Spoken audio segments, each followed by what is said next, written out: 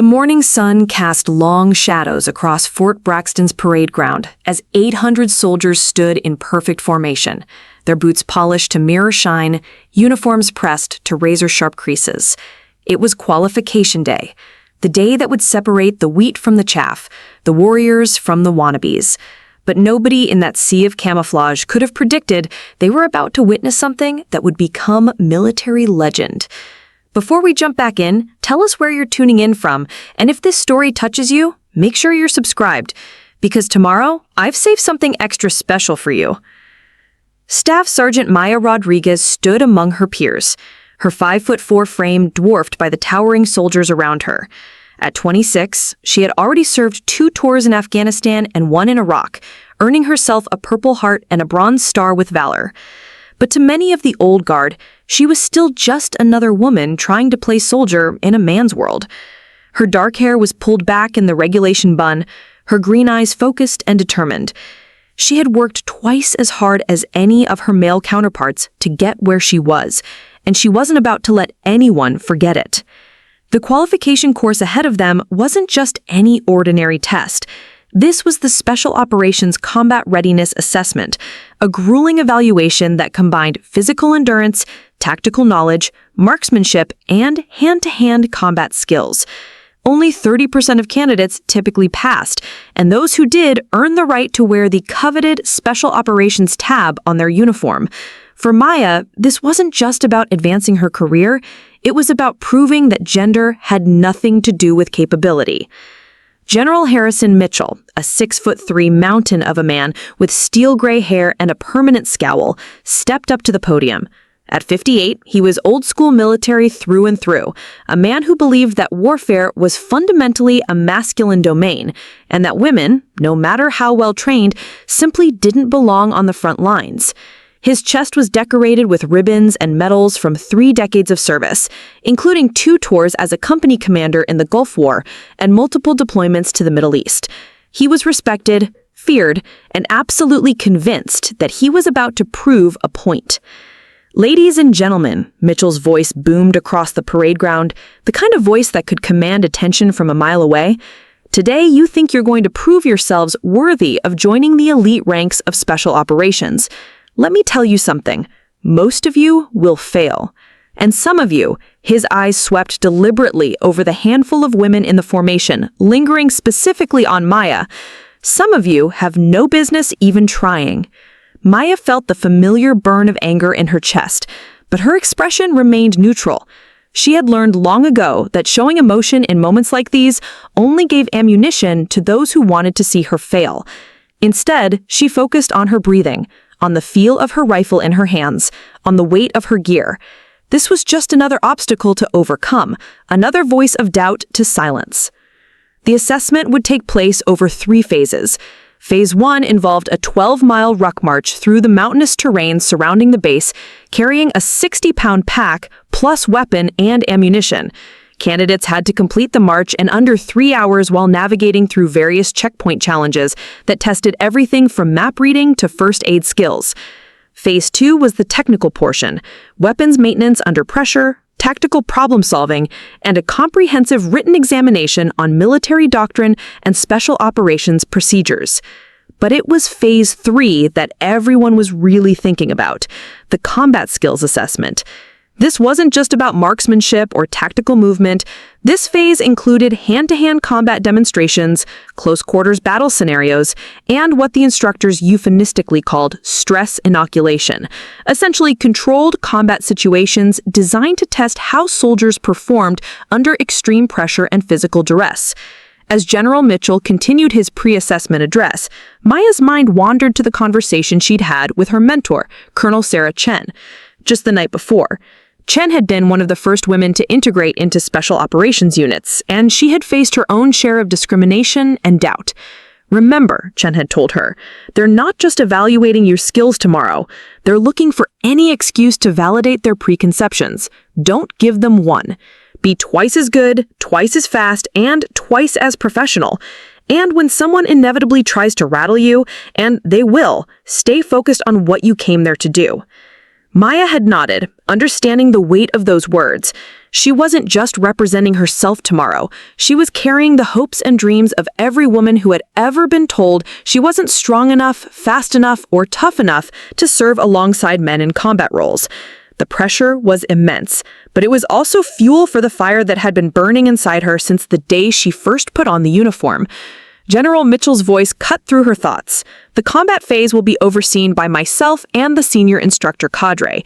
We'll be watching everything. How you move, how you think, how you react when things don't go according to plan. Because I guarantee you, things will not go according to plan. His smile was cold, predatory. Some of you might think your desk jobs and peacetime training have prepared you for what we're about to put you through. You're about to learn how wrong you are.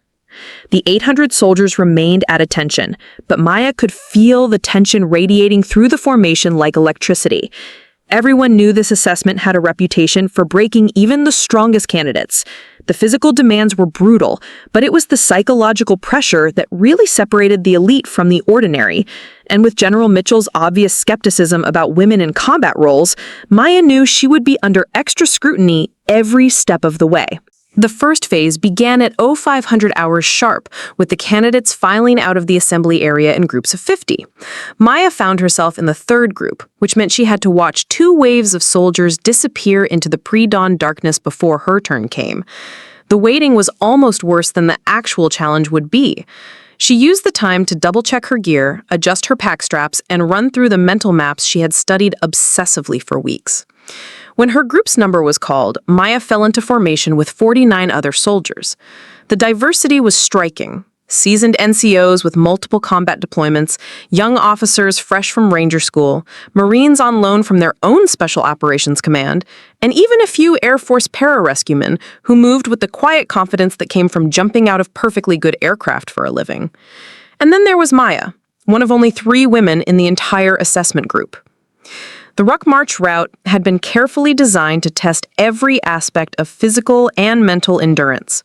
The first 4 miles were relatively flat, winding through dense forest trails where the canopy blocked out most of the morning light. This section was deceptively easy, the kind of terrain that lulled candidates into pushing too hard too early, burning through their energy reserves before the real challenges began. Maya had studied the mistakes of previous assessment groups and knew to maintain a steady, sustainable pace despite the urge to prove herself by taking an early lead. At the 4-mile checkpoint, candidates faced their first real test, a medical scenario where they had to properly assess and treat a simulated casualty while under time pressure and the watchful eyes of evaluators with clipboards. Maya's group encountered a mannequin with simulated blast injuries, missing limbs, sucking chest wounds, and arterial bleeding that required immediate intervention. While some candidates fumbled with their medical kits or became overwhelmed by the graphic nature of the injuries, Maya's combat experience kicked in immediately. She had seen real wounds like these in Afghanistan, had worked alongside medics who taught her that hesitation killed more patients than lack of knowledge. Her hands moved with practiced efficiency, establishing an airway, controlling bleeding, and calling for casualty evacuation in the proper format. The evaluator made notes, but gave no indication of her performance, the poker face that all assessment cadre wore like armor. "Nice work, Rodriguez," whispered Staff Sergeant Marcus Johnson, a ranger from the 75th Regiment who had been deployed to the same forward operating base where Maya had earned her Bronze Star. "Looked like you'd done that before." "Once or twice," Maya replied, adjusting her pack and checking her compass bearing for the next leg. She appreciated Johnson's acknowledgement, but she also knew that camaraderie during the assessment was a luxury she couldn't afford. Every candidate was competition, regardless of how much mutual respect existed between them. The terrain began to change dramatically after the 6-mile mark. What had been manageable forest trails gave way to steep, rocky inclines that required candidates to use their hands as much as their feet to make progress.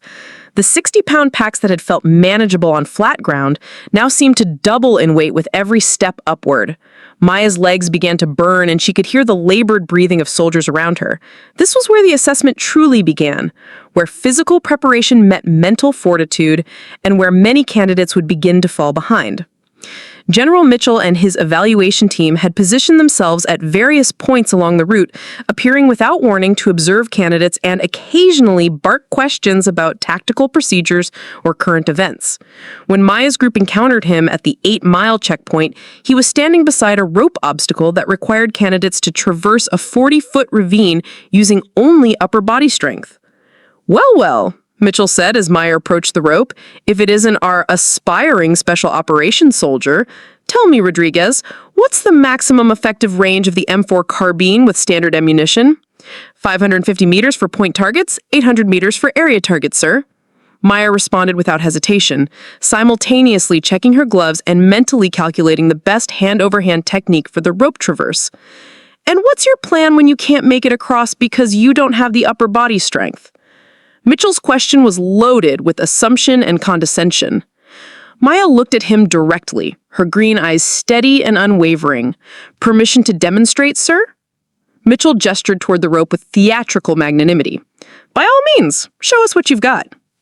What Maya had was 3 years of dedicated strength training that focused specifically on functional movements rather than just aesthetics. While her male counterparts often focused on bench pressing and bicep curls, Maya had spent countless hours doing pull-ups, rope climbs, and farmer's carries.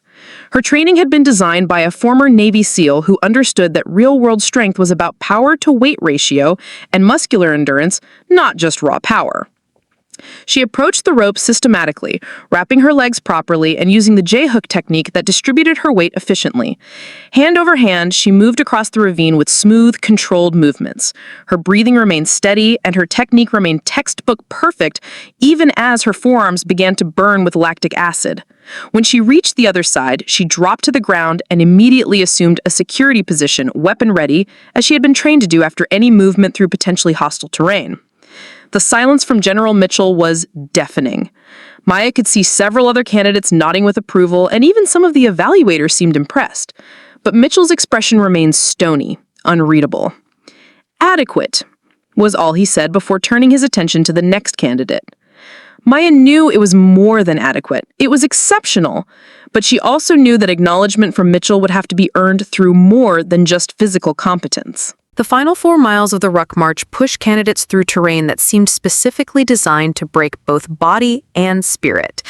The route included 2 more river crossings, a section of loose scree that made every step treacherous, and a final ascent that gained 1,500 feet in elevation over just 2 miles. Maya's chronometer showed that she was well within the required time limit, but barely. More importantly, she was still moving with the controlled aggression that marked elite soldiers, tired but not defeated, challenged but not overwhelmed. By the time she crossed the finish line, Maya was among the first third of candidates to complete the ruck march. Her uniform was soaked with sweat, her legs felt like rubber, and she had pushed her body to limits that would have seemed impossible just a few years earlier. But she was also exhilarated. Phase 1 was complete, and she had proven, at least to herself, that she belonged in this company of warriors. The technical phase began immediately after a mandatory 30-minute rest and hydration break. Candidates were divided into smaller groups and rotated through various stations that tested different aspects of military knowledge and skill. Maya found herself excelling in areas where her combat experience gave her advantages: weapons maintenance under stress, tactical decision-making scenarios, and communications procedures. The written examination covered everything from rules of engagement to advanced first aid, and Maya was confident she had performed well. But it was during the tactical problem-solving station that she encountered General Mitchell again. And this time, the interaction would set the stage for everything that followed. The scenario was complex: a hostage rescue situation in an urban environment where candidates had to develop and brief a complete tactical plan within 20 minutes. Maya was assigned as the team leader for her group, which included 2 Marine sergeants, an Army Ranger, and a Navy SEAL. On paper, she was the junior member of the team in terms of time in service, but her Bronze Star with Valor had been earned for leading exactly this type of mission under fire. Maya's plan was methodical and thorough. She identified primary and alternate routes of approach, assigned specific roles to each team member based on their strengths and specialties, developed contingency plans for various failure modes, and established clear command and control procedures. Her briefing was crisp, professional, and demonstrated the kind of tactical thinking that comes from real-world experience, rather than just classroom theory. General Mitchell listened to the entire briefing without interruption, his poker face revealing nothing. When Maya finished, he stood slowly and walked to the front of the room. "Interesting approach, Rodriguez," he said, his voice carrying that particular tone that military personnel recognize as the prelude to public humiliation. "Tell me, in your extensive combat experience, how many hostage rescue missions have you personally led?" "2 successful missions in Afghanistan, sir. Both resulted in recovery of American personnel with no friendly casualties." Mitchell's eyebrows rose slightly. He had obviously expected a different answer, perhaps an admission that her plan was based purely on theory. "I see. And in these missions, what was your role? Radio operator? Medic? Supply clerk?" The question was designed to be insulting, implying that Maya couldn't possibly have been in a leadership role during actual combat operations. Maya felt the familiar heat of anger building in her chest, but her voice remained calm and professional. "Team leader, sir.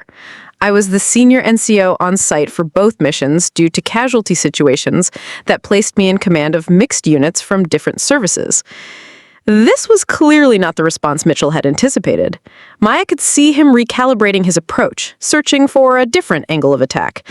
The other candidates in the room were watching this exchange with fascination and growing discomfort. Everyone could sense the tension building. "Well then," Mitchell said, his smile becoming predatory, "since you're such an experienced operator, perhaps you'd like to demonstrate your capabilities in our next phase. I think it would be educational for everyone to see what kind of warrior we're considering for special operations." Maya knew she was being set up, but she also knew there was no backing down. "Whatever the assessment requires, sir." Mitchell turned to address the entire group. "Ladies and gentlemen, we're going to modify our schedule slightly. Instead of waiting till tomorrow for the combat phase, we're going to have a little demonstration right now. Staff Sergeant Rodriguez has volunteered to show us her combat skills." The word volunteered hung in the air like a challenge. Maya hadn't volunteered for anything. She was being singled out, and she knew it. But she also knew that any protest would be seen as weakness, any hesitation as proof that she didn't belong in this company of warriors. "What did you have in mind, sir?" Mitchell's smile widened. "Hand-to-hand combat demonstration. You against one of our senior instructors. Full contact, submission or unconsciousness only. Think you can handle that? Or would you prefer to withdraw from the assessment?"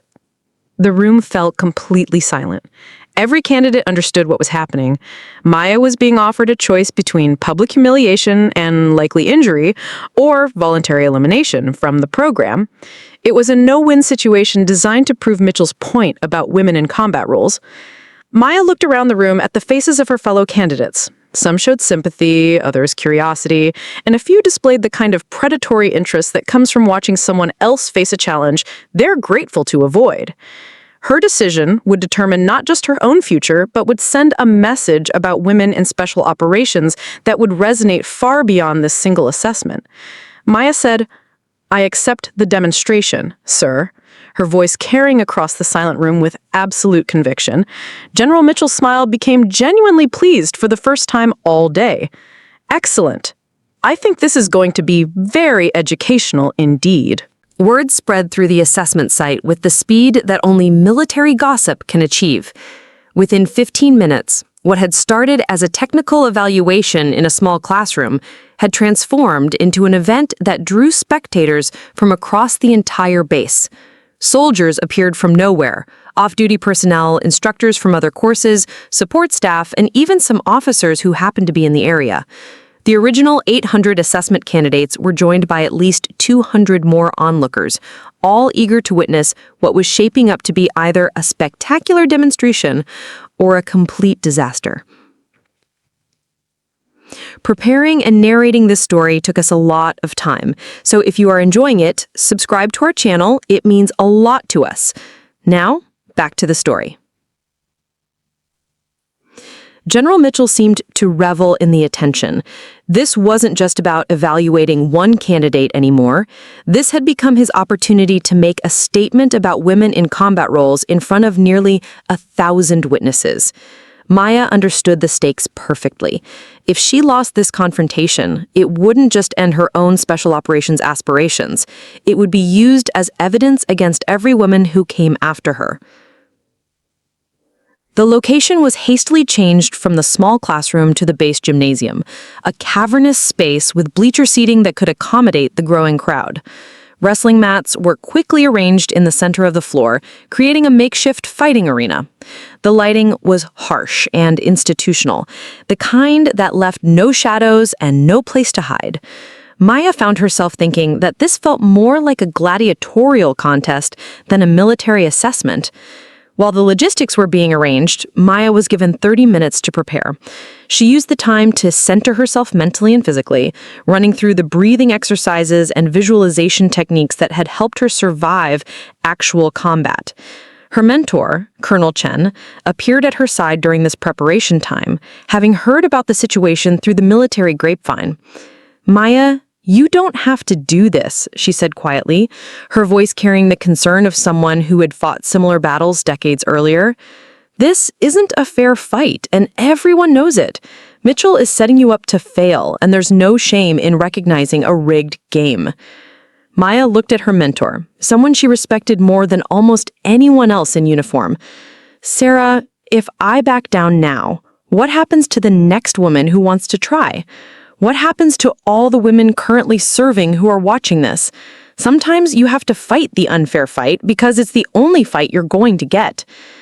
Chen nodded slowly, understanding the logic, even if she didn't like the situation. "Then fight smart, not just hard. Mitchell is going to choose someone who's supposed to overwhelm you with size and strength. Don't play their game, play yours."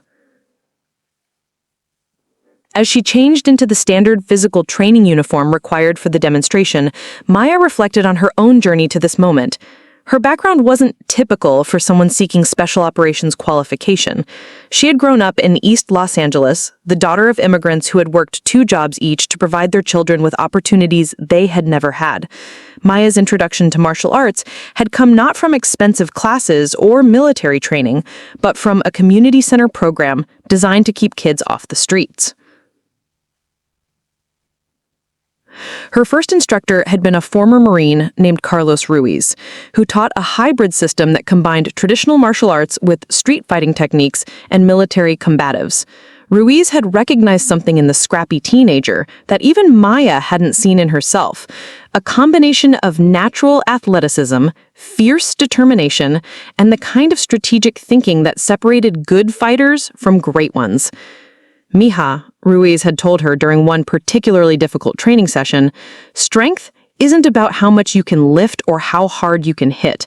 Strength is about finding the weakness in every opponent and exploiting it before they know what happened. The biggest, strongest fighter in the world still has joints that bend the wrong way and pressure points that will drop them like a sack of potatoes." Those lessons had served Maya well during her military career, but they had never been tested against an opponent specifically chosen to prove a point about her supposed inadequacy. As she walked back toward the gymnasium, Maya could feel the weight of history on her shoulders. She wasn't just fighting for herself, she was fighting for every woman who had ever been told she wasn't strong enough, fast enough, or tough enough to serve alongside men in combat. The gymnasium was now packed beyond capacity, with soldiers standing along the walls and in the aisles between bleachers. The noise level was significant, a mixture of excited conversation, nervous energy, and the kind of anticipation that builds before any major sporting event. Maya noticed that the crowd seemed split in their expectations. Some soldiers were clearly rooting for her, understanding that this was about more than just one individual's capabilities. Others seemed to view the upcoming demonstration as confirmation of their own biases about women in combat roles. General Mitchell stood at the center of the mats, now dressed in his own physical training uniform.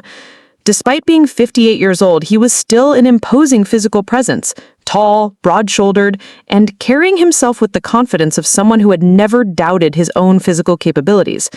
But Maya noticed something that gave her a flicker of hope. Mitchell wasn't going to be her opponent. Standing next to the general was Master Sergeant Jake Thompson, a man whose reputation preceded him throughout the Special Operations community. Thompson was 34 years old, stood 6 feet 2 inches tall, and weighed approximately 220 pounds of what appeared to be solid muscle. He was a former Army Ranger who had transitioned to Special Forces, completed multiple combat deployments, and earned a reputation as one of the most skilled hand-to-hand combat instructors in the entire military. His arms were covered in tattoos that told the story of a career spent in the world's most dangerous places, and his eyes held the kind of calm confidence that came from knowing exactly how dangerous he was. Maya felt a mixture of relief and apprehension. Relief because she wouldn't be fighting a general officer, which would have been awkward regardless of the outcome. Apprehension because Thompson was widely regarded as one of the best peer fighters in special operations, and his selection sent a clear message about Mitchell's intentions. This wasn't meant to be a fair evaluation of Maya's capabilities. This was meant to be a demonstration of male superiority. As Maya approached the mats, General Mitchell addressed the crowd through a portable microphone that had been hastily set up for the occasion. Ladies and gentlemen, what you are about to witness is a practical demonstration of combat capabilities. Staff Sergeant Rodriguez has claimed that she possesses the skills necessary for special operations duty, including hand-to-hand combat in close-quarters situations. Master Sergeant Thompson is going to help us evaluate that claim. Mitchell's tone was professional, but Maya could hear the underlying satisfaction in his voice. He was confident about the outcome of this confrontation, and he wasn't making any effort to hide it. The rules are simple, he continued. Full contact combat until one participant submits or is rendered unconscious. No weapons, no protective gear beyond standard mouthpieces. This is as close to real combat as we can safely simulate. He paused dramatically. Any questions? Maya stepped forward. Just one, sir. What happens when I win?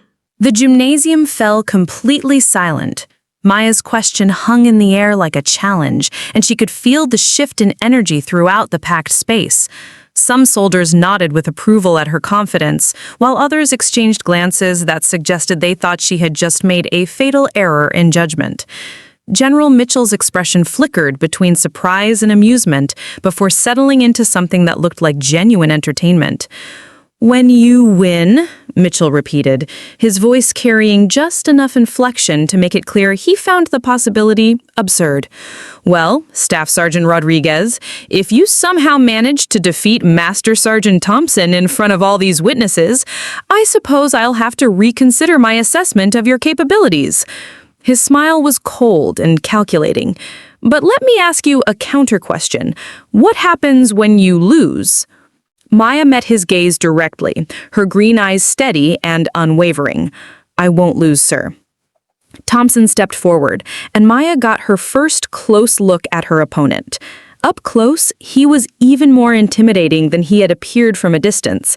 His hands were scarred from years of training in combat, his nose had clearly been broken multiple times, and his knuckles bore the telltale marks of someone who had spent significant time hitting heavy bags and concrete walls. But it was his eyes that told the real story. They held the calm confidence of a predator who had never encountered prey that posed a genuine threat. No disrespect, Rodriguez, Thompson said, his voice surprisingly gentle for someone of his reputation. You've got heart, I'll give you that, but this isn't about heart. This is about physics, and physics doesn't care about your motivation or your training. I've got 8 inches and 70 pounds on you. Sometimes that's just how it is. Maya nodded respectfully. She had nothing personal against Thompson. He was simply doing what he had been ordered to do, just as she was. But his comment about physics revealed something important.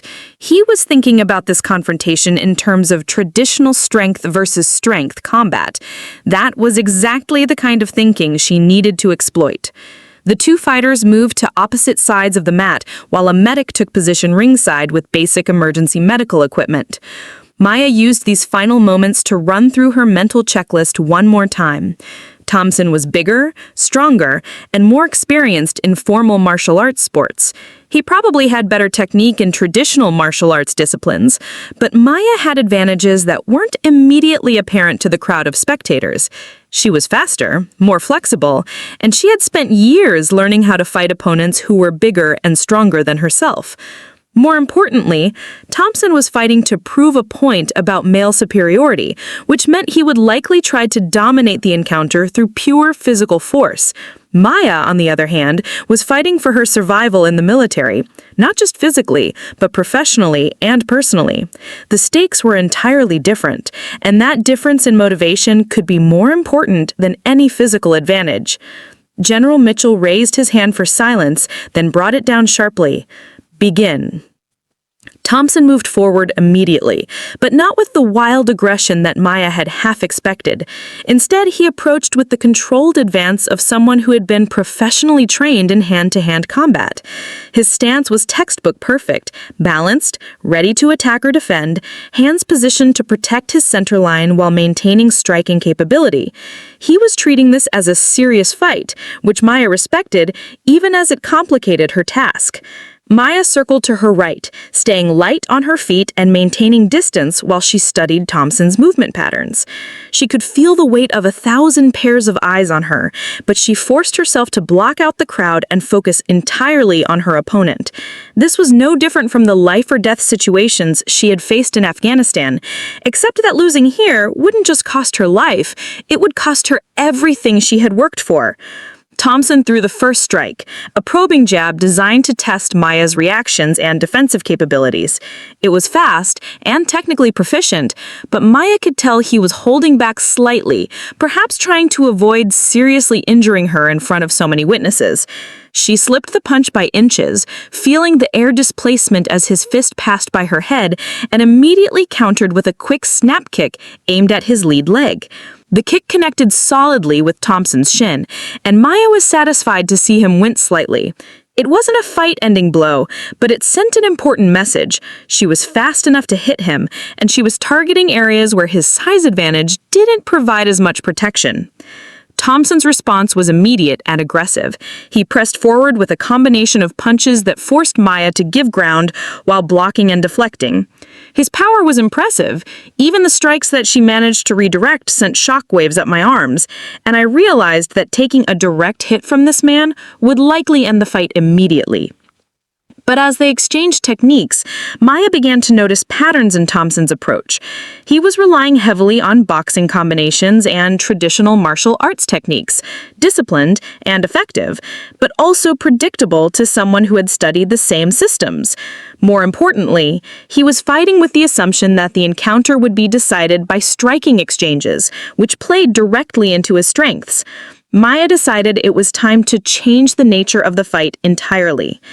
The next time Thompson committed to a power punch, Maya didn't try to block or deflect it. Instead, she stepped inside his reach, accepting a glancing blow to her shoulder in exchange for getting close enough to attempt what her old instructor Carlos Ruiz had called fighting dirty for survival. She wrapped her arms around Thompson's waist and drove forward with her legs, attempting to take the fight to the ground where size differences became less decisive. Thompson was surprised by the sudden change in tactics, but his wrestling background kicked in immediately.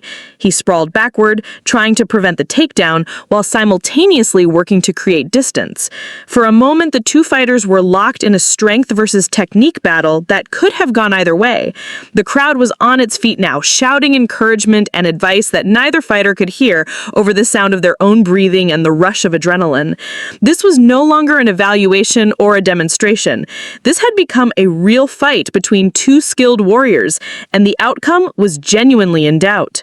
The ground fighting phase lasted less than 30 seconds, but it felt like an eternity to both combatants. Thompson's wrestling experience was evident as he worked to control position and prevent Maya from establishing any kind of submission hold. His strategy was sound: use his weight and strength advantage to neutralize her speed and technique until he could work back to his feet, where his striking power would be most effective. Maya, however, had spent considerable time training in Brazilian Jiu-Jitsu, specifically because she understood that most larger opponents would try to use their size advantage in exactly this way.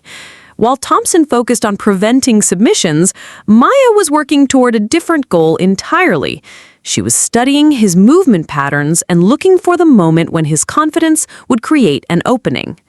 That moment came when Thompson attempted to transition from a defensive position to an offensive one. As he shifted his weight to improve his position, Maya felt the slight decrease in downward pressure that she had been waiting for. Instead of trying to escape or establish a traditional submission hold, she executed a technique that most combat sports didn't teach because it was considered too dangerous for competition. She targeted Thompson's wrist with a leverage-based attack that was designed to hyperextend the joint beyond its natural range of motion. The technique required perfect timing and precise application of force, but Maya had practiced it thousands of times under Carlos Ruiz's guidance. Mija, he had always told her, in a real fight, you don't have the luxury of playing fair. You find the weakness and you exploit it completely, because the person trying to hurt you isn't going to show you any mercy. Maya captured Thompson's right wrist with both hands, using her legs to control his body position while she applied leverage against the joint. The technique was subtle enough that many of the spectators didn't immediately understand what was happening, but Thompson recognized the danger immediately. His eyes widened as he felt the pressure building against his wrist joint, and he began to struggle more frantically to escape. "Let me up, Rodriguez," Thompson said through gritted teeth, his professional composure beginning to crack as the pressure on his wrist increased. "This isn't a real fight. You don't need to break anything." Maya's response was quiet but audible to those closest to the mat. "Tell that to General Mitchell, Sergeant. He wanted a demonstration of combat capabilities. This is what real combat looks like." She increased the pressure gradually, giving Thompson multiple opportunities to submit before causing any permanent damage. The wrist joint was designed to bend in specific directions, but Maya's technique was forcing it to move in ways that created intense pressure on the ligaments and small bones. Thompson was strong enough that he might have powered out of the hold if he had recognized it immediately, but the window for that kind of escape had already passed. General Mitchell, who had been watching with the confident expression of someone observing a foregone conclusion, suddenly realized that something had gone very wrong with his carefully orchestrated demonstration. Thompson, his hand-picked champion, was trapped in a submission hold by the woman he had intended to humiliate. Mitchell stepped closer to the edge of the mat, his face reddening as he began to understand the implications of what was happening in front of nearly 1,000 witnesses. "That's enough," Mitchell shouted. "End the demonstration. Rodriguez, release the hold immediately." Maya looked up at the general without releasing the pressure on Thompson's wrist. Her green eyes were calm and focused, showing none of the strain that Thompson was displaying. "Sir, the rules you established were submission or unconsciousness. Master Sergeant Thompson hasn't submitted, and he's still conscious. The demonstration continues until one of those conditions is met." The crowd was completely silent now, sensing that they were witnessing something unprecedented. This wasn't just a combat demonstration anymore. This was a battle of wills between a general officer and a staff sergeant, playing out through a physical confrontation that had taken on symbolic meaning far beyond its original purpose. Thompson was breathing heavily, his face showing the strain of trying to escape from a hold that was becoming increasingly painful with each passing second. He was tough enough that he might have endured the pain indefinitely under normal circumstances, but this wasn't a normal situation. Every moment that passed without his escape was a moment that demonstrated Maya's superiority in front of an audience that included some of the most elite soldiers in the military. "Rodriguez," Thompson said, his voice strained but still carrying professional respect, "you've made your point. I submit." The words echoed through the silent gymnasium like a gunshot. Master Sergeant Jake Thompson, one of the most feared hand-to-hand combat instructors in special operations, had just submitted to a woman who was 8 inches shorter and 70 pounds lighter than himself. Maya immediately released the hold, rolling away from Thompson and coming to her feet in a smooth motion that demonstrated she wasn't even significantly winded by the encounter. Thompson sat up slowly, cradling his right wrist and rotating it carefully to assess the damage. His expression was a mixture of pain and genuine surprise, but Maya was relieved to see that there was no anger in his eyes. He was professional enough to recognize superior technique when he encountered it, regardless of who delivered it. Jesus Christ, Rodriguez, where the hell did you learn to do that? That wasn't any Army combatives technique I've ever seen. Maya extended her hand to help Thompson to his feet, a gesture of respect between warriors. East LA Community Center, Sergeant. Sometimes the best teachers aren't wearing uniforms. Thompson accepted her assistance, standing and testing his weight on both legs before nodding to indicate he was uninjured aside from his wrist. "Remind me never to underestimate community center training again," he said with a rueful smile. Then in a voice loud enough for the entire gymnasium to hear, he added, "Good fight, Rodriguez. You earned it." The crowd was still processing what they had just witnessed. Some soldiers were cheering, others looked stunned, and a few seemed angry that their preconceptions had been so thoroughly challenged. But everyone understood that they had just seen something that would become part of military legend. The day a staff sergeant proved that combat effectiveness had nothing to do with gender and everything to do with skill, determination, and the willingness to fight smart rather than just hard. General Mitchell, however, was not applauding. His face had progressed from red to purple, and Maya could see the barely controlled rage in his eyes. This demonstration had backfired spectacularly from his perspective, and he was not the kind of man who accepted humiliation gracefully, especially in front of such a large audience. "Congratulations, Staff Sergeant Rodriguez," Mitchell said, his voice carrying across the gymnasium with the kind of false enthusiasm that everyone recognized as barely controlled fury. "You've certainly demonstrated that you're capable of unconventional tactics. I'm sure everyone here has learned something valuable today." Maya stood at attention, her uniform barely disheveled despite the intensity of the fight she had just won. "Thank you, sir. I hope this demonstration has been educational for everyone involved." The choice of the word educational was deliberate, throwing Mitchell's own language back at him. Maya knew she was walking a fine line between justified confidence and insubordination, but she also knew that backing down now would undermine everything she had just accomplished.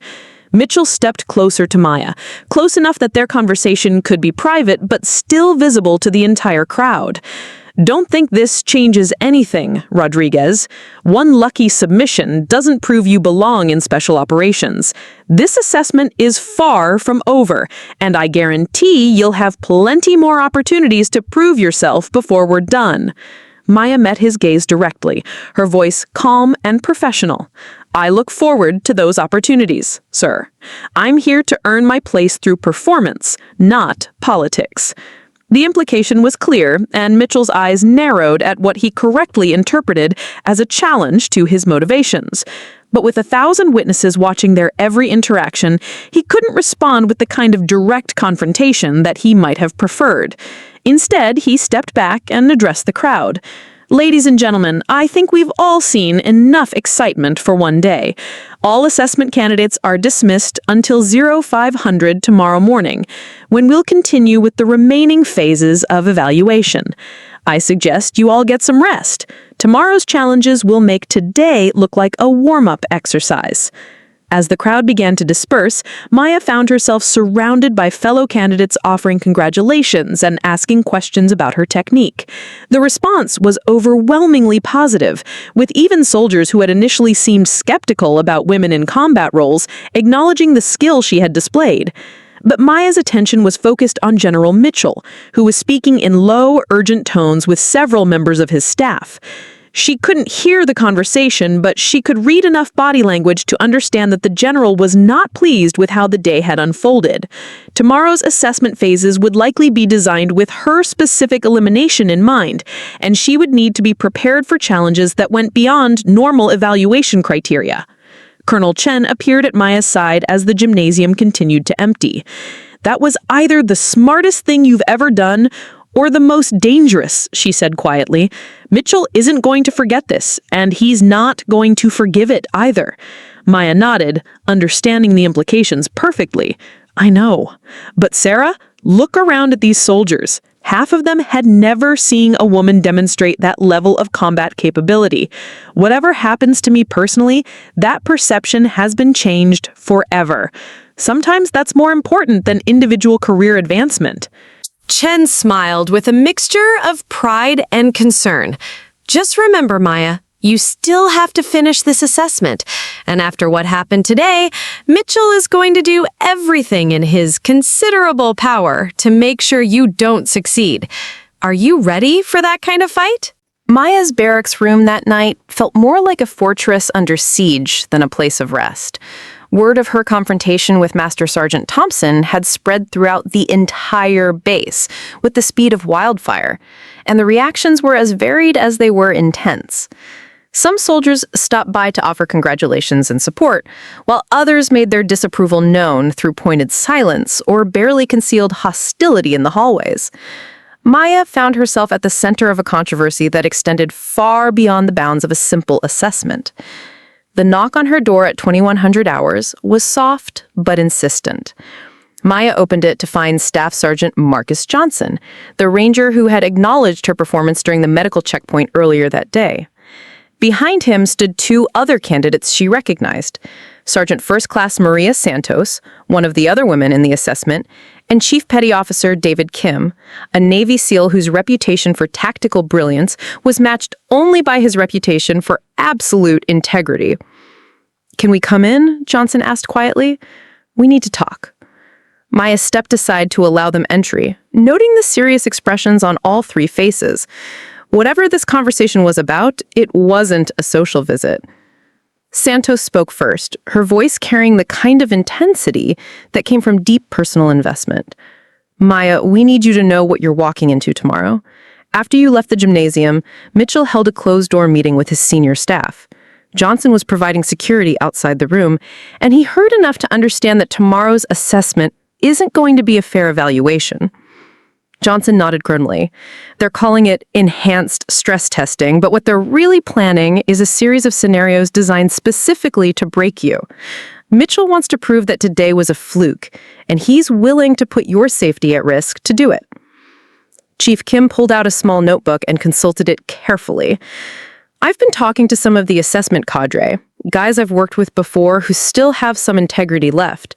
According to them, Mitchell has modified tomorrow's scenarios to include elements that were originally designed for advanced special operations training, not basic assessment. We're talking about live fire exercises with reduced safety margins, water survival tests in conditions that have injured seasoned operators, and psychological stress scenarios that are normally reserved for SEER training." Maya absorbed this information without surprise. She had expected Mitchell to escalate his efforts to eliminate her from the program, but the specifics were more extreme than even she had anticipated. "So what are you suggesting? That I withdraw from the assessment to avoid getting hurt?" "No," Santos said immediately. "We're suggesting that you go into tomorrow with your eyes wide open and with backup plans for every scenario they throw at you. But more than that, we're suggesting that you don't go in alone." Chief Kim leaned forward, his expression intense. "Maya, what you did today changed something fundamental on this base. Half the soldiers here have never seen anyone challenge Mitchell successfully, and the other half have never seen a woman demonstrate that level of combat capability.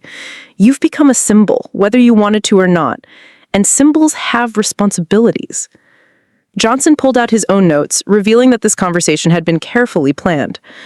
"We've been talking to other candidates, and we've got a problem. Mitchell isn't just targeting you anymore. He's planning to use tomorrow's assessment to make a broader statement about women in special operations. Santos and the other female candidates are going to face modified scenarios as well." Maya felt a familiar anger building in her chest, but this time it was tempered with strategic thinking. So this isn't about me personally anymore. This is about using the assessment to justify his position on women in combat roles generally. Exactly, Santos confirmed. And here's the thing. If he succeeds in breaking all of us tomorrow, it's going to set back women's integration into special operations by decades. But if we go in there prepared, if we support each other and demonstrate that we belong, we can turn his weapon against him. Chief Kim smiled for the first time since entering the room.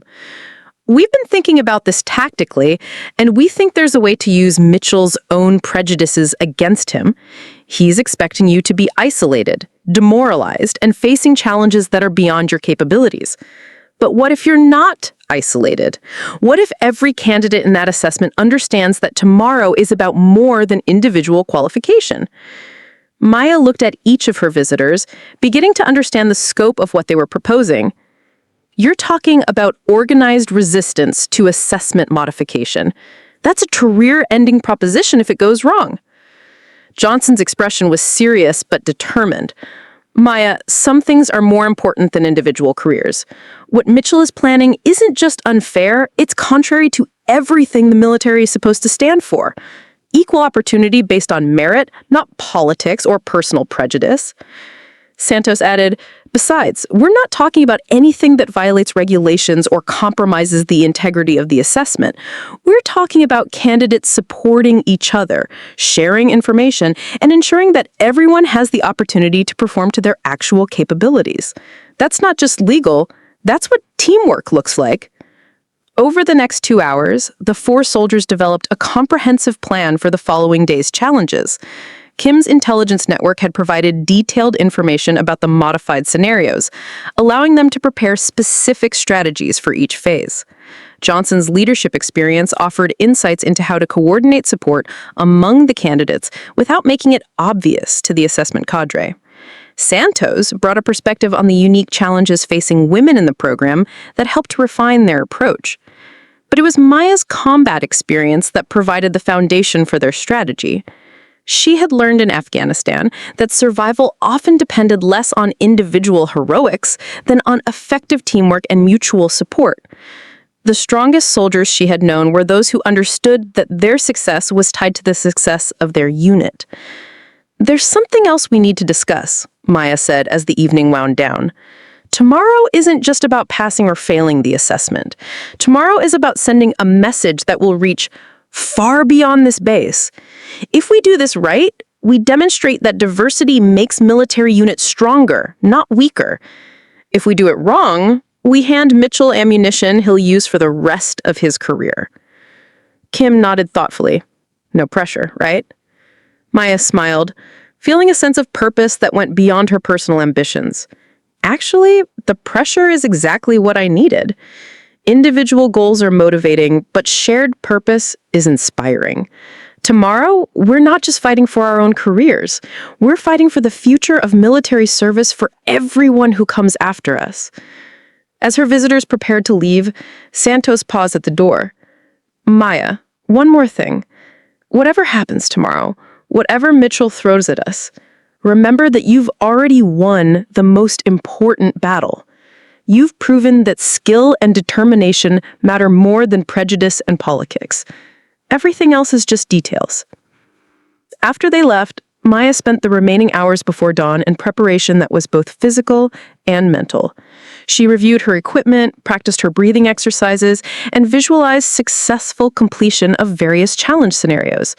But most importantly, she reminded herself that tomorrow's assessment wasn't just about Staff Sergeant Maya Rodriguez. It was about the principle that American military service should be open to anyone with the skill and courage to serve, regardless of gender. The stakes couldn't be higher, and the opposition couldn't be more determined. But for the first time since this ordeal began, Maya felt like she wasn't facing it alone. Dawn broke gray and cold over Fort Braxton, with a steady drizzle that turned the assembly area into a muddy quagmire. Maya arrived at 0430 hours, 30 minutes before the required formation time, and found that she wasn't the first candidate to appear. Nearly 50 soldiers were already present, moving through individual preparation routines with the kind of focused intensity that marked elite performers preparing for critical events.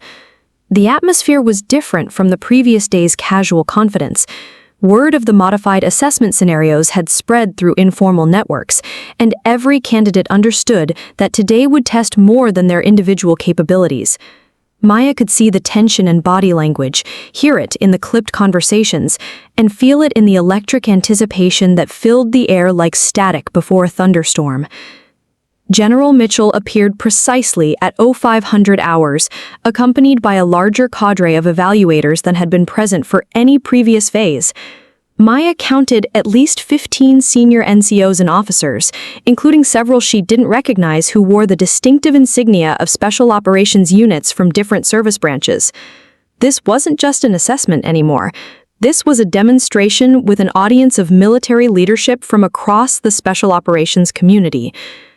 "Ladies and gentlemen," Mitchell announced, his voice carrying easily across the formation despite the morning drizzle, "today marks the final phase of your Special Operations Combat Readiness Assessment. What you've completed so far has been preparation. Today, we discover who among you possesses the mental and physical capabilities required for the most demanding military assignments in the world." Maya noticed that Mitchell's speech was being recorded by multiple cameras operated by military personnel she assumed were from the base's public affairs office. Whatever happened today was being documented for purposes that extended far beyond simple assessment records. Today's evaluation consists of 4 distinct phases. First, underwater combat survival. Second, live fire movement under stress. Third, advanced tactical decision-making under extreme time pressure. And fourth, individual performance in isolation stress scenarios. He paused, his eyes scanning the formation and lingering on Maya and the other female candidates. "I want to be absolutely clear about expectations. These scenarios are designed to replicate the most challenging conditions you would face in actual special operations missions. There are no participation trophies, no accommodations for individual limitations, and no second chances for those who prove inadequate." Maya felt her stomach tighten as she processed the implications of Mitchell's description. Each of the 4 phases represented areas where physical differences between men and women could potentially be exploited to create unfair advantages for male candidates. Underwater survival favored lung capacity and upper body strength. Live fire movement emphasized speed and agility under load. Tactical decision-making could be influenced by instructor bias in evaluation. And isolation stress scenarios were notorious for being subjectively assessed based on evaluator impressions. The first phase began immediately, with candidates being transported by truck to a facility that Maya hadn't seen during her initial reconnaissance of the base. The Underwater Combat Training Center was a massive indoor pool complex designed to simulate various aquatic environments that special operations personnel might encounter in the field. The main pool was 50 meters long, 25 meters wide, and 12 feet deep, with adjustable lighting that could simulate everything from crystal-clear tropical waters to the murky darkness of a river crossing at night. Maya's group was briefed by Master Sergeant Patricia Williams, a woman whose presence provided some reassurance that the evaluation wouldn't be conducted entirely by male instructors with potential biases.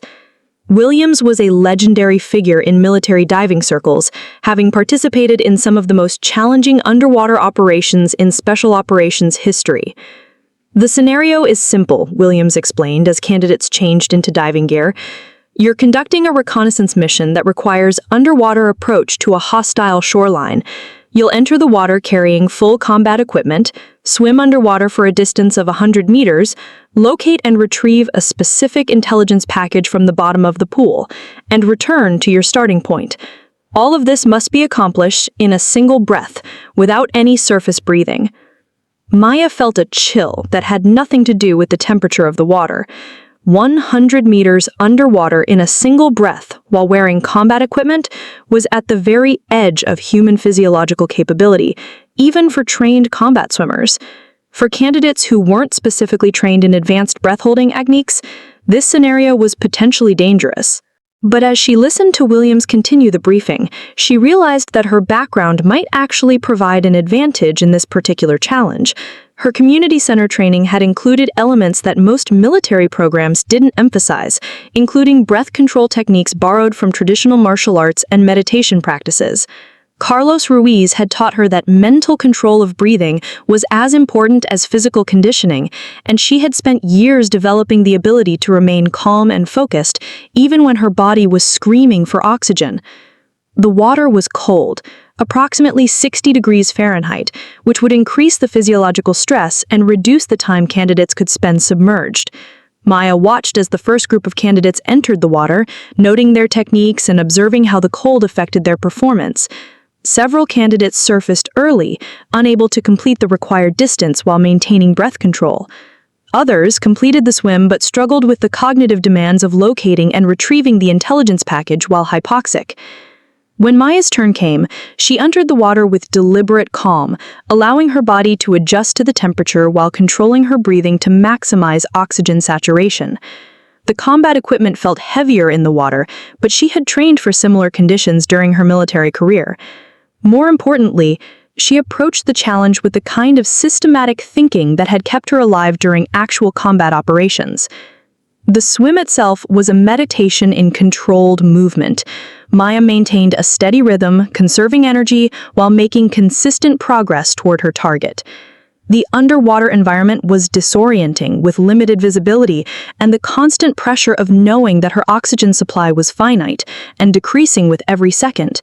But she had learned long ago that panic was the enemy of performance, and she forced herself to remain focused on technique rather than outcome. Locating the intelligence package required her to dive to the bottom of the 12-foot pool while wearing full equipment, a task that demanded both physical capability and problem-solving skills while hypoxic. Maya's hands worked methodically through the simulated debris field on the pool bottom, using touch rather than sight to identify the correct package among multiple decoys. The return swim was where the real challenge began, as her oxygen debt increased and her body began the physiological cascade that accompanies severe hypoxia. Maya could feel her vision beginning to narrow and her motor control becoming less precise, but she maintained her swimming rhythm through pure determination and the breathing control techniques that Carlos had drilled into her during countless training sessions. When she finally surfaced at the starting point, Maya was gasping but triumphant. She had completed the entire scenario without surfacing for additional breath, and she had retrieved the correct intelligence package. More importantly, she had demonstrated that the physical challenges of special operations could be overcome through proper preparation and mental discipline, regardless of gender. The live fire movement phase took place on a range complex that Maya had never seen during her years of military service. The course was designed to simulate urban combat conditions, with multiple structures, varying elevations, and obstacles that required candidates to demonstrate tactical movement while engaging targets with live ammunition. What made this scenario particularly challenging was the integration of time pressure, physical stress, and the kind of cognitive overload that marked real combat situations. Maya studied the course layout during the brief preparation period, noting several elements that seemed specifically designed to favor candidates with certain physical characteristics. The wall obstacles were higher than standard, requiring significant upper body strength to negotiate quickly. The crawling sections were longer and lower than typical, emphasizing endurance over agility. And the shooting positions were set up to favor taller candidates who could more easily acquire targets from elevated positions. But Maya also noticed opportunities that other candidates might miss. The course designers had focused so heavily on creating physical challenges that they had overlooked some basic tactical principles. There were alternate routes through the course that would be slower but more efficient for someone who prioritized accuracy over speed. The target arrays included bonus objectives that rewarded precision over volume of fire, and the time standards, while demanding, were achievable for candidates who moved intelligently rather than just quickly. When her turn came, Maya approached the course with the systematic thinking that had characterized her entire military career. Instead of attacking each obstacle with brute force, she used leverage and technique to minimize the physical demands. Instead of rushing through the movement phases, she maintained a sustainable pace that allowed her to engage targets accurately while meeting time requirements. And instead of competing directly with male candidates who had physical advantages, she played to her own strengths in tactical thinking and marksmanship. The result was a performance that impressed even the evaluators who had expected her to struggle. Maya's overall time was competitive with the best performers, but more importantly, her accuracy scores were among the highest recorded.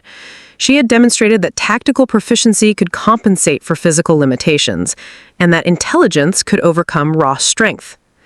General Mitchell's expression remained neutral as he observed Maya's performance, but she could see the frustration in his body language.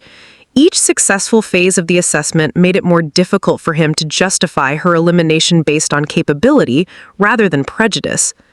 The tactical decision-making phase presented a different kind of challenge entirely. Candidates were presented with a complex scenario involving multiple friendly and hostile forces, conflicting intelligence reports, and time-sensitive objectives that required immediate action. The twist was that the scenario continued to evolve as candidates developed their plans, forcing them to adapt to changing conditions while maintaining focus on their primary mission. Maya found herself assigned as the team leader for a group that included both supporters and skeptics from the previous day's events. Her team members included Staff Sergeant Johnson, who had proven himself an ally, but also Sergeant First Class Roberts, who had made no secret of his belief that women had no place in special operations. The dynamic created an additional layer of complexity that Maya knew was intentional on Mitchell's part.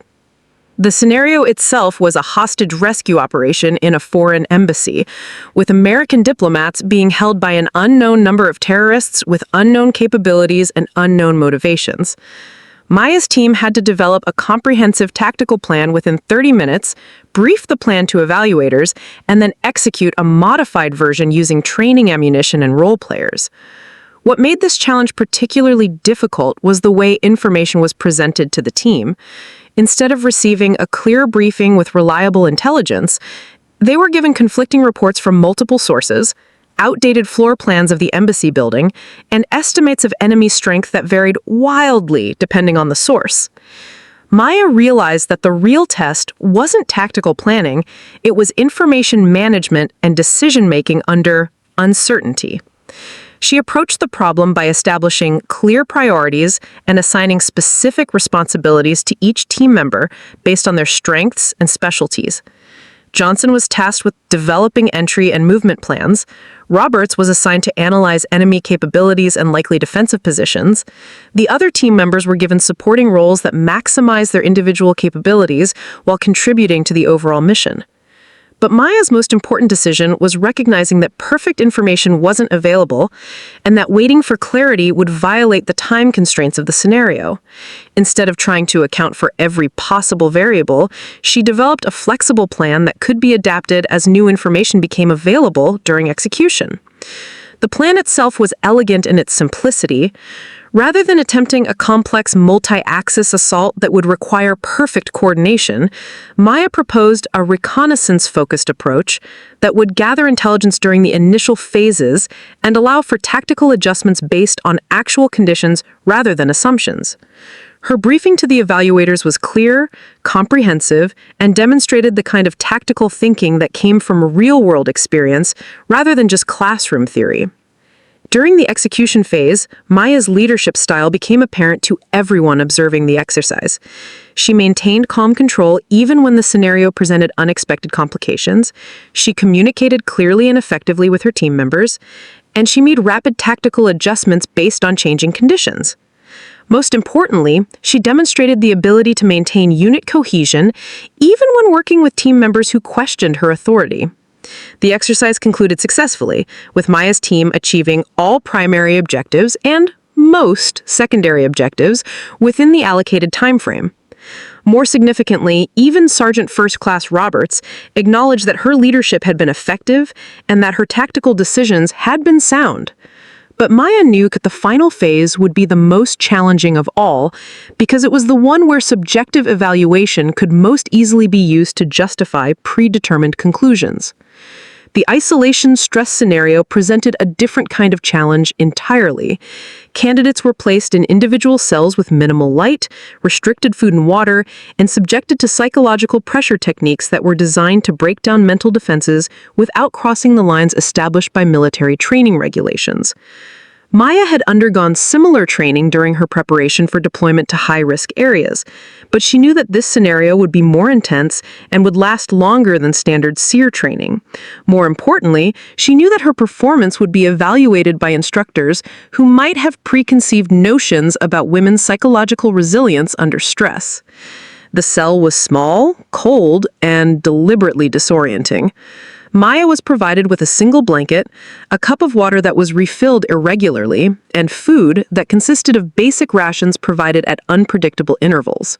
The psychological pressure began immediately, with recorded sounds designed to create anxiety and discomfort, crying children, explosions, and voices speaking in languages she didn't understand. But Maya had advantages that her evaluators might not have considered. Her combat experience had exposed her to real psychological stress under conditions where the consequences of breaking were measured in lives rather than just career advancement. Her meditation and breathing techniques provided tools for maintaining mental control even under extreme pressure. And her understanding of the assessment process allowed her to recognize that endurance was more important than resistance. The isolation phase stretched into its 18th hour when Maya heard footsteps approaching her cell. She had been tracking time by counting her heartbeats and breathing cycles, a technique Carlos had taught her during those early training sessions in East Los Angeles. The rhythm helped maintain her sanity while providing a framework for organizing her thoughts, despite the psychological pressure that had been steadily increasing throughout the night. The door opened to reveal General Mitchell himself, accompanied by two evaluators Maya didn't recognize. This was unusual. Typically, isolation scenarios were conducted entirely by specialized instructors, with senior leadership maintaining distance to preserve the authenticity of the simulation. Mitchell's personal involvement suggested that this final confrontation was about more than just assessment. "Staff Sergeant Rodriguez," Mitchell said, his voice carrying the authority of 3 decades in uniform. "I think it's time we had an honest conversation about your future in the military." Maya remained seated on the concrete floor, maintaining the passive resistance posture she had held throughout the isolation phase. She met Mitchell's gaze directly, but said nothing, understanding that anything she said could be used to justify her elimination from the program. Mitchell gestured to one of his companions, who produced a clipboard with what appeared to be official documents.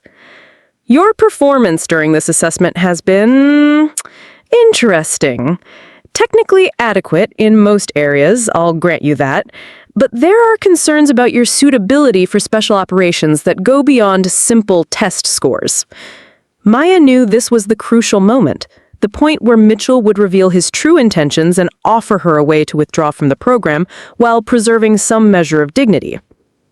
She had seen similar tactics used against other candidates who threatened the status quo, and she understood that her response would determine not just her own future, but the future of women in special operations for years to come.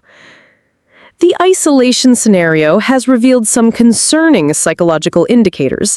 Specifically, there are questions about your ability to maintain unit cohesion and follow orders when operating under extreme stress. These concerns are significant enough that continuing with your assessment might not be in your best interests or the best interests of the military. Maya almost smiled at the transparent attempt at manipulation. Mitchell was trying to convince her that she had failed the psychological evaluation, when in fact her performance had been exemplary by any objective standard. She had maintained her composure, followed all protocols, and demonstrated exactly the kind of mental resilience that special operations demanded.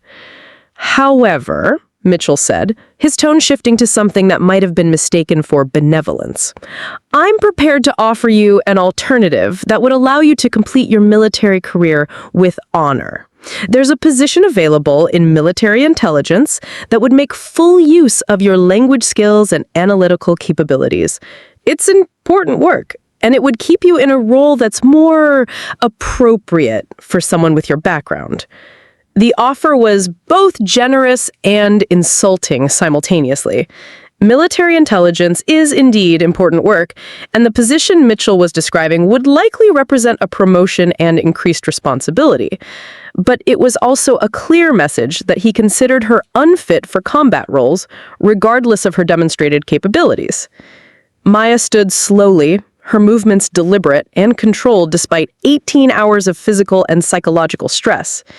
When she spoke, her voice was calm and absolutely certain. General, with respect, I didn't join the military to be appropriate. I joined to serve my country to the best of my abilities, wherever those abilities are most needed. Based on my performance during this assessment, those abilities are needed in special operations. Mitchell's expression darkened, and Maya could see that her refusal to accept his offer had genuinely surprised him. He had clearly expected that the combination of physical exhaustion, psychological pressure, and a face-saving alternative would convince her to withdraw voluntarily. Staff Sergeant Rodriguez, Mitchell said, his voice carrying a warning tone, I'm trying to help you here. Your performance during this assessment has raised serious questions about your judgment and your ability to function effectively in high-stress environments. Continuing down this path could result in a permanent negative evaluation that would affect your entire military career. Maya understood the threat perfectly. Mitchell was telling her that if she didn't accept his offer, he would use his authority to ensure that she failed the assessment in a way that would prevent her from ever applying for special operations again. It was blackmail, pure and simple, but it was also a form of blackmail that would be almost impossible to prove or challenge through official channels. But Maya had spent her entire military career facing impossible choices and finding ways to turn disadvantages into advantages. As she looked at General Mitchell and his companions, she realized that his personal involvement in this final confrontation had actually provided her with an opportunity she hadn't expected. General, Maya said, pulling out her cell phone, which she had been allowed to keep during the isolation phase as part of the scenario's realism, I think it's helpful if other people could hear about the choice you're offering me. Mitchell's eyes widened as he realized what Maya was suggesting. Rodriguez, what are you doing? I'm documenting this conversation, sir. I want to make sure that everyone understands exactly what's happening here and what kind of choices are being offered to candidates who don't fit certain preconceptions. The two evaluators with Mitchell stepped backward, clearly uncomfortable being recorded during what was supposed to be a private conversation. But Mitchell himself seemed frozen, caught between his desire to continue pressuring Maya and his recognition that anything he said now would be preserved as evidence. This conversation is over, Mitchell said. You'll receive your assessment results through normal channels. As Mitchell and his companions left her cell, Maya felt a mixture of relief and apprehension. She had refused to be intimidated or manipulated, but she had also escalated the conflict to a level that would have consequences far beyond her individual situation. Tomorrow would bring either vindication or the end of her military career, and she wouldn't know which until the official results were announced. But as she settled back onto the concrete floor to wait for the conclusion of the isolation phase, Maya felt something she hadn't experienced since this ordeal had begun: complete confidence in her actions and their moral justification. Whatever happened next, she had refused to compromise her principles or accept limitations based on prejudice rather than capability. The game had changed, and General Mitchell was about to discover that Staff Sergeant Maya Rodriguez was far more dangerous as an enemy than he had ever imagined.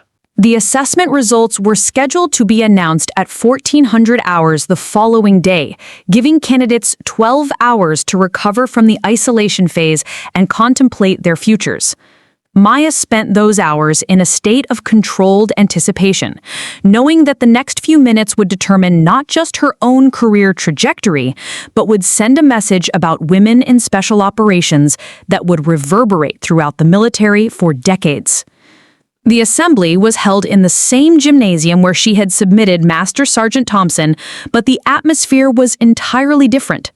Instead of the excited energy of spectators watching an unexpected confrontation, there was now a tension that felt almost electrical. Word of Maya's recorded conversation with General Mitchell had spread through unofficial channels, and everyone understood that this announcement would be about more than simple pass-or-fail results. Maya arrived early and positioned herself in the front row of the candidate formation, flanked by Staff Sergeant Johnson and Sergeant First Class Santos. The solidarity was subtle but unmistakable. They were presenting a united front, regardless of individual results. Behind them, she could sense the presence of the other candidates who had supported her throughout the assessment, creating an informal network that extended beyond gender lines to encompass anyone who believed in merit-based evaluation. General Mitchell entered the gymnasium at precisely 1400 hours, but he wasn't alone. Accompanying him was a delegation that included Colonel Sarah Chen, Maya's mentor, along with several officers she didn't recognize who wore the distinctive insignia of the Pentagon's Equal Opportunity Office. Most significantly, there was a civilian woman in a business suit who carried herself with the kind of authority that suggested congressional oversight or inspector general involvement. The presence of outside observers told Maya everything she needed to know about the impact of her recorded conversation. Mitchell's attempt at private intimidation had become a very public problem that now required official attention from levels of leadership far above a single base commander. Mitchell approached the podium with less of his usual commanding presence, and Maya noticed that his remarks were being transcribed by a court reporter, another indication that this announcement had become an official proceeding, rather than a routine assessment conclusion. "Ladies and gentlemen," Mitchell began, his voice lacking the confident authority that had characterized his previous addresses. "The Special Operations Combat Readiness Assessment has been completed, and we're here to announce the results for all candidates." Maya felt her heart rate increase, despite her efforts to remain calm. Everything she had worked for, everything she believed about merit-based military service, everything she hoped to achieve for future generations of women in combat roles would be determined by the next few minutes. "Before we announce individual results," Mitchell continued, clearly reading from prepared remarks, "I want to address some concerns that have been raised about the assessment process and evaluation criteria. After careful review by competent authority, it has been determined that all phases of this assessment were conducted in accordance with established standards and that all candidates were evaluated fairly and objectively." Maya almost smiled at the carefully worded statement.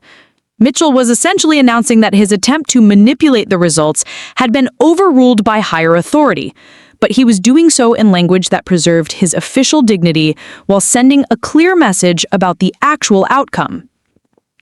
"The following candidates have successfully completed all requirements for Special Operations qualification," Mitchell announced, consulting a list that Maya noticed was longer than anyone had expected. The pass rate for this assessment was significantly higher than the typical 30%, suggesting that many candidates who might have been eliminated under normal circumstances had been given the benefit of the doubt. Maya's name was called third on the list, after Johnson and Kim, but before Santos and several other candidates who had supported her throughout the assessment. The relief was overwhelming, but Maya maintained her military bearing even as she felt like cheering. She had not just passed the assessment, she had done so decisively enough that even Mitchell's bias couldn't justify her elimination. But the real victory came when Mitchell announced the final results summary. Of the 47 candidates who completed the full assessment, 31 have qualified for Special Operations training. This represents a pass rate of 66%, the highest in the history of this program. Maya understood the implications immediately.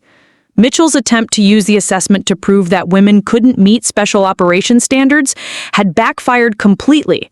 Not only had she and Santos both passed, but the heightened scrutiny had actually resulted in fairer evaluation for all candidates, leading to more successful outcomes across the board. After the formal announcement concluded, the gymnasium erupted in congratulations and celebration. Maya found herself surrounded by fellow candidates, instructors, and observers who wanted to acknowledge her achievement and thank her for the courage she had shown throughout the process. But the most meaningful moment came when Master Sergeant Thompson approached her with a genuine smile. "Rodriguez," Thompson said, extending his hand, "I owe you an apology. When Mitchell first told me about this demonstration, I thought I was going to be teaching a lesson about physical limitations. Instead, you taught me a lesson about making assumptions. That submission hold you used, I've been studying it, and I'd like to learn more about those techniques if you're willing to teach them." Maya shook his hand firmly, appreciating the professional respect in his acknowledgement. "Sergeant Thompson, anytime you want to train, just let me know. And thank you for being professional about everything that happened." As the crowd began to disperse, Colonel Chan approached Maya with an expression that mixed pride, relief, and concern. "Maya, you did it. You not only passed the assessment, you changed the entire conversation about women in special operations. But you also made some powerful enemies in the process. Are you prepared for what comes next?" Maya looked around the gymnasium, noting the mix of celebration and tension that still filled the air. General Mitchell was speaking intently with the civilian observer, his body language suggesting that this conversation was not going well for him. Several other senior officers were engaged in quiet discussions that appeared to be focused on damage control and future policy adjustments. "Sarah," Maya said, "I've been preparing for what comes next my entire career. The difference is that now I don't have to prepare alone. Look around this room. Half these soldiers have never seen what's possible when evaluation is truly based on merit rather than prejudice. That changes everything." Chen nodded, understanding that Maya was referring to something larger than individual career advancement. "You're right. This assessment became a catalyst for conversations that have been needed for decades. But be careful, Maya. Change creates resistance, and some of that resistance is going to be directed personally at you." Maya smiled, feeling a sense of completion that went beyond simply passing a military assessment. "Colonel," she said, "I've been dealing with resistance my entire career. The difference is that now I have proof that the resistance is based on prejudice rather than legitimate concerns about capability. That makes me more dangerous to people like Mitchell, not less." Over the following weeks, the ripple effects of Maya's assessment experience spread throughout the military community. General Mitchell was quietly reassigned to a staff position that removed him from direct involvement in training and assessment programs. The Special Operations Combat Readiness Assessment was reviewed and modified to ensure more objective evaluation criteria.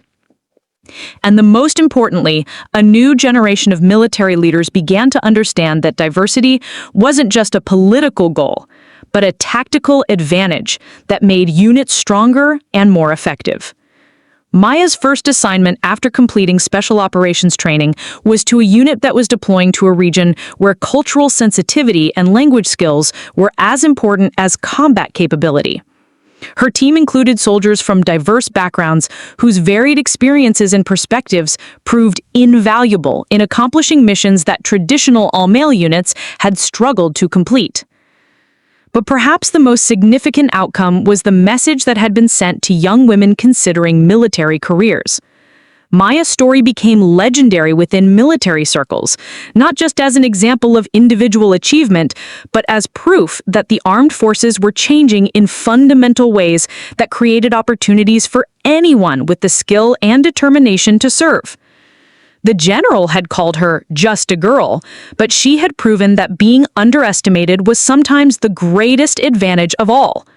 In breaking through barriers that seemed insurmountable, Maya had demonstrated that the future of American military service belonged to those with the courage to demand excellence from themselves and from the institutions they served. Up next, you've got two more standout stories right on your screen. If this one hit the mark, you won't want to pass these up. Just click and check them out. And don't forget to subscribe and turn on the notification bell so you don't miss any upload from us.